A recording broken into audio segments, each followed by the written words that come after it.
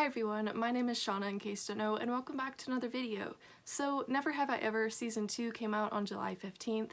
I have finished watching it. This will go up much later than when I finished watching it, but I have just so many thoughts and I want to talk about the show. So first of all, let me say that Never Have I Ever is somewhat of an addicting but cringeworthy show. Like, it's not perfect. There definitely is some not so great things about the show, but it's so addicting and it deals with so many real life issues that are so important for teenagers to be watching. So the plot of Never Have I Ever Season 1 starts off with these three girls that are best friends, and one of the girls in particular is like the head of the group, and she's like, our goal for the year is to get boyfriends and lose our virginity. And she has this guy that she's been crushing on, so she gets the balls to go up to this guy and say, hey, can I have sex with you?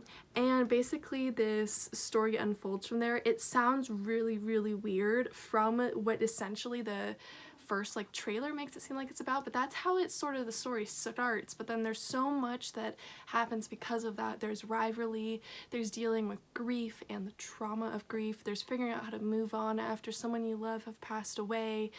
There's topics of moms leaving, girls coming out as lesbian, all of these different things that are all so important. And all of these topics were woven beautifully into this show called Never Have I Ever.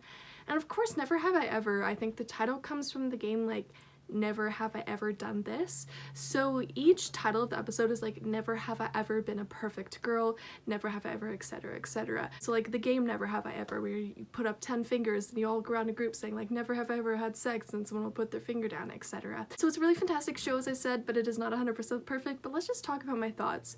So I think that this is the show with the best love triangle that I've ever seen. I genuinely cannot decide whether Ben or Paxton is the better choice for Davy.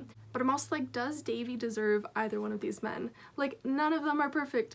Davy and these two boys have each done really, really awful things, but like, they're just such good love interests that I don't know.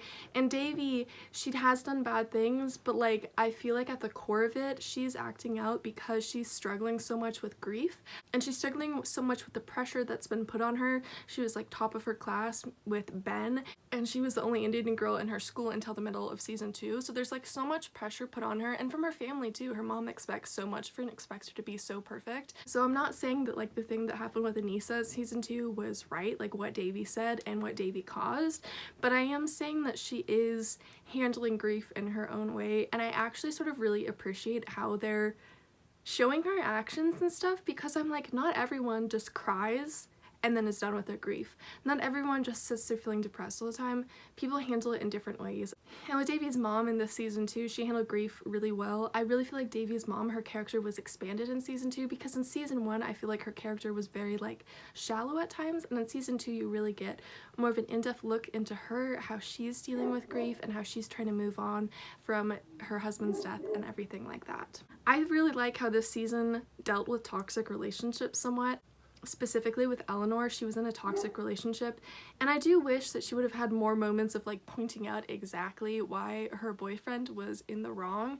But I feel like Eleanor really went through what a lot of high schoolers go through. A lot of high schoolers put themselves in a relationship that they're not ready for, and that isn't good for their mental health, and they get so caught up with it that they lose friends, they lose track of the world, and this boy is everything to them.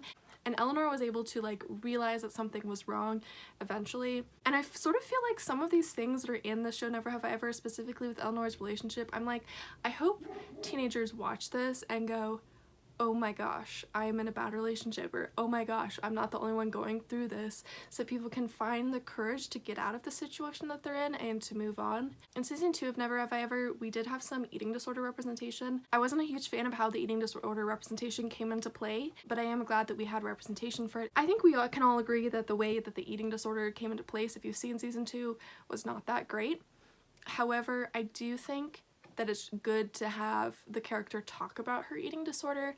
I do wish that there would have been a little more representation in terms of like, if you have an eating disorder, you're not going to be able to be running non-stop laps. I mean, as someone who's been in an eating disorder program, when you have anorexia and you're restricting your food, you are really fatigued and it's going to take a while to recover. You're not going to have the strength to participate in this like running relay thing. You're not going to have the strength to be dancing non-stop at school dances. And I do think that the character was pretty far in her recovery, but still I'm like, she should have some times where she's really fatigued from not getting enough food, it felt like. But I still am really glad we got that representation because it starts a conversation about anorexia and eating disorders that really needs to happen. Now, if you have seen my first video that I made on Never Have I Ever Season 1, I was so glad in Season 1 that we had these actors that look like teenagers, but this season I was like, these actors stopped looking like teenagers.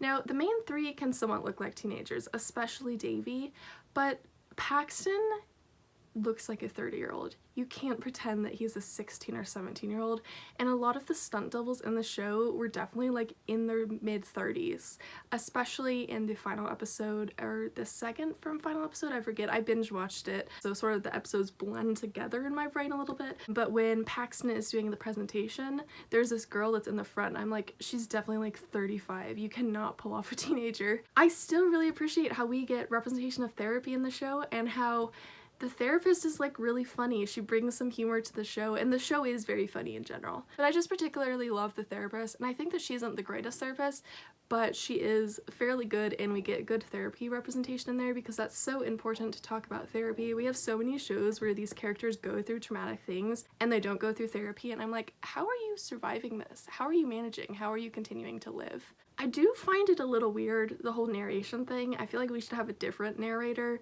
Why do we have some like middle-aged white man doing the voiceover for a series that centers on an Indian girl and her Asian friend and her lesbian black friend?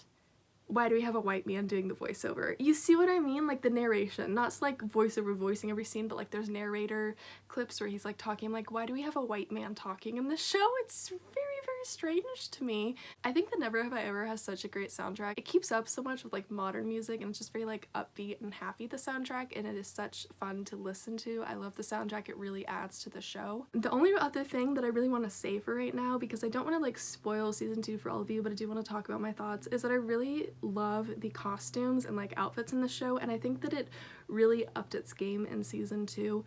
Each outfit like so clearly represents the character's personality and fits them so well, and they're so pretty. I especially have loved every one of Eleanor's outfits, especially in season 2. She always has the best fashion style. Oh, and one more thing before I forget, and then I'll wrap up this video because I don't want to ramble too long on this, is that I really liked how Fabiola felt like she didn't really like fit in. She didn't fit in with the different groups that she was in. She didn't feel like she was gay enough to fit in with the lesbian group and stuff, and she struggled to find where she belonged. I feel like that story is going to resonate so much with people. I know it resonated with me. And I feel like Fabiola's whole story arc is so important. I mean, we could have another season and just have it focus on Fabiola, and I would 100% be happy with it. So that is really all for this video. I hope you enjoyed. If you did, feel free to give it a thumbs up and subscribe to me if you haven't already. All of my other social media will be linked down in the description below. Never Have I Ever Season 2 is out now.